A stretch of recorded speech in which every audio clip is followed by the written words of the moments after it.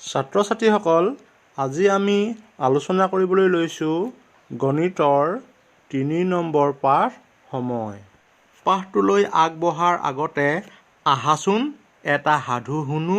নামবৰ হাবিৰ ওচৰৰ এখন গাঁৱত দুজনী বাই ভনীয়ে আইতাকৰ লগত বাস কৰিছিল।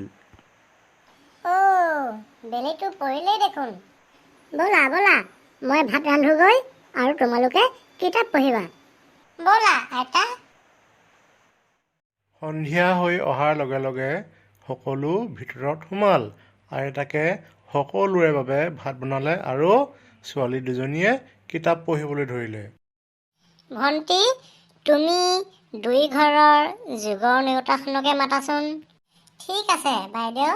২য়ে ১-এ ৩, ২য়ে ২-এ ৪, ২য়ে ৩-এ ৫, ২য়ে ৪-এ ৬, ২য়ে ৫-এ ৭, ২য়ে ৬-এ ৮, ২য়ে ৭-এ ৯, ২য়ে ৮-এ ১০, ২য়ে ৯-এ ১১, ২য়ে ১০-এ ১২।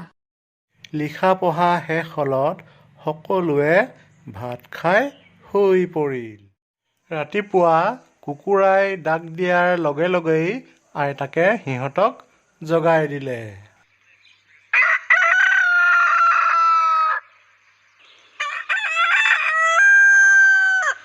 অই ছোৱালীকেইজনী, উঠা উঠা, ৰাতিপুৱাল।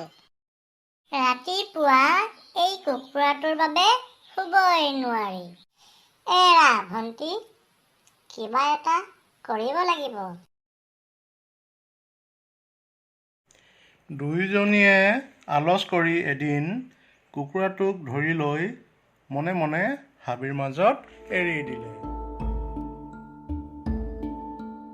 ইয়াৰ পিছৰে পৰা আইতাকে কুকুৰাটো নথকাৰ বাবে ভালকৈ ধৰিব নোৱাৰি ৰাতিপুৱাল বুলি ভাবি দুপৰ নিশাৰ পৰাই দুয়োজনীকে জগাবলৈ ধৰিলে। ৰাতিপুৱাল চাগে, ডাক দিয়া কুকুৰাটোও নাই নহয়।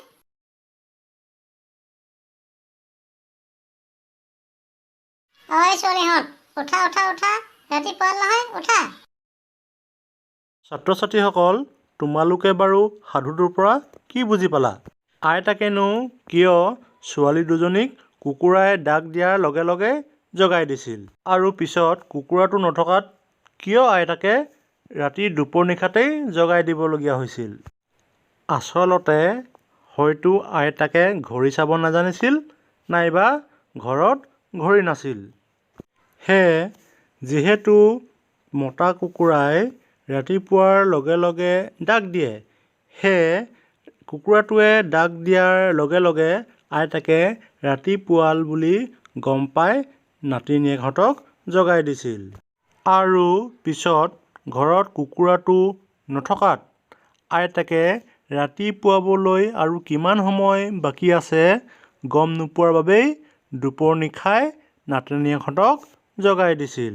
ছাত্ৰ ছাত্ৰীসকল, আগৰ দিনত যেতিয়া মানুহৰ ঘৰত ঘড়ী নাছিল, তেতিয়া এই আইতাগৰাকীৰ নিচিনাই মানুহে সময়মতে কাম কৰিবলৈ বিভিন্ন উপায় অৱলম্বন কৰিছিল।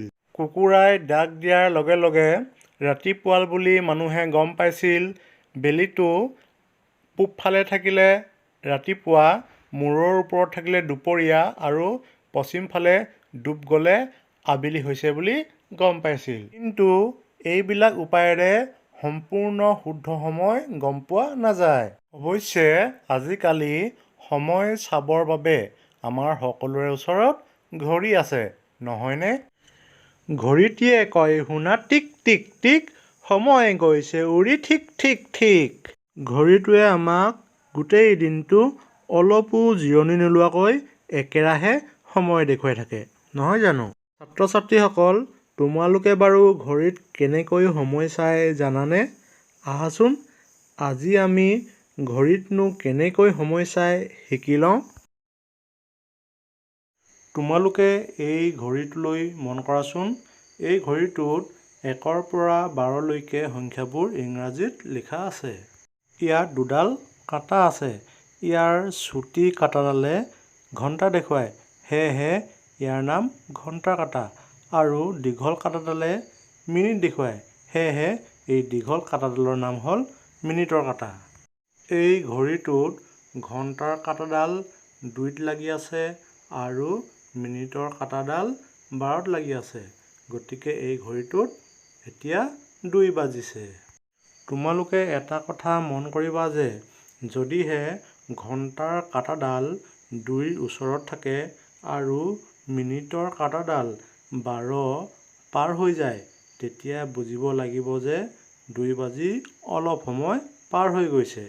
আৰু যদিহে ঘণ্টাৰ কাঁটাডাল 2ৰ ওচৰত থাকে আৰু মিনিটৰ কাঁটাডাল 12 পাবলৈ অলপ বাকী থাকে, তেতিয়া বুজিব লাগিব যে 2 বাজিবলৈ অলপ সময় বাকী আছে। গতিকে 2 বাজিবলৈ হ'লে ঘণ্টাৰ কাঁটাডাল 2ত লাগি থাকিব লাগিব আৰু মিনিটৰ কাঁটাডাল 12ত লাগি থাকিব লাগিব। তোমালোকে জানিবলগীয়া কথাটো হ'ল যে ঘণ্টাৰ কাঁটা আৰু মিনিটৰ কাঁটা দুয়োডালেই অনবৰতে অলপো জিৰণি নোলোৱাকৈ ঘূৰি থাকে আৰু যেতিয়া মিনিটৰ কাঁটাডাল 60 মিনিট বা সম্পূৰ্ণ 1 পাক ঘূৰে তেতিয়া এঘণ্টা পাৰ হয়। এতিয়া তোমালোকে এই ঘড়ীটোলৈ মন কৰাচোন। এই ঘড়ীটোত ঘণ্টাৰ কাঁটাডাল 3ত লাগি আছে আৰু মিনিটৰ কাঁটাডাল 12ত লাগি আছে। গতিকে এই ঘড়ীটোত এতিয়া 3 বাজিছে। এতিয়া তোমালোকে বুজি পালানে বাৰু ঘড়ীত সময় কেনেকৈনো চায়? ছাত্ৰ-ছাত্ৰীসকল, আহাচোন আমি এতিয়া তোমালোকৰ 3 নম্বৰ পাঠৰ 49 পৃষ্ঠাত দিয়া এই ক্ৰিয়াকলাপটি কৰি চাওঁ। ইয়াত প্ৰথম ঘড়ীটোৰ সময় লিখা আছে। গতিকে দ্বিতীয় ঘড়ীটোলৈ চোৱাচোন। দ্বিতীয় ঘড়ীটোত ঘণ্টাৰ কাঁটাডাল 7ত লাগি আছে আৰু মিনিটৰ কাঁটাডাল 12ত লাগি আছে। গতিকে এই ঘড়ীটোত সময় 7 বাজিছে। 3 নম্বৰ ঘড়ীটোত ঘণ্টাৰ কাঁটাডাল 8ত লাগি আছে আৰু মিনিটৰ কাঁটাডাল 12ত লাগি আছে। গতিকে এই ঘড়ীটোত এতিয়া 8 বাজিছে। ইয়াৰ পিছৰ ঘড়ীসমূহে দেখুওৱা সময়বোৰ তোমালোকে লিখি মোক দেখাবাচোন। ছাত্ৰ-ছাত্ৰীসকল, আহাচোন এতিয়া আমি 52 পৃষ্ঠাত থকা ক্ৰিয়াকলাপটি কৰি চাওঁ। ইয়াত সময় অনুসৰি ঘড়ীবোৰত ঘণ্টাৰ কাঁটা আৰু মিনিটৰ কাঁটা দুডাল আঁকিব লাগে। দ্বিতীয় ঘড়ীটোৰ তলত লিখা আছে 7 বাজিছে। গতিকে ইয়াত ঘণ্টাৰ কাঁটাডাল থাকিব 7ত আৰু মিনিটৰ কাঁটাডাল থাকিব 12ত। এতিয়া পিছৰ ঘড়ীটোলৈ চোৱাচোন। পিছৰ ঘড়ীটোৰ তলত লিখা আছে 9 বাজিছে। গতিকে ইয়াত ঘণ্টাৰ কাঁটাডাল থাকিব 9ত আৰু মিনিটৰ কাঁটাডাল থাকিব 12ত। ছাত্ৰ-ছাত্ৰীসকল, তোমালোকে এইখিনিলৈকে নিশ্চয় বুজি পাইছা। গতিকে তলৰ ঘড়ীকেইটাৰ কাঁটাবিলাক তোমালোকে সময়বোৰ চাই চাই আঁকিবাচোন আৰু মোক দেখাবা। তেতিয়াহ'লে আজিলৈ আহোঁ। পাছৰখিনি আমি আকৌ এদিন আলোচনা কৰিম।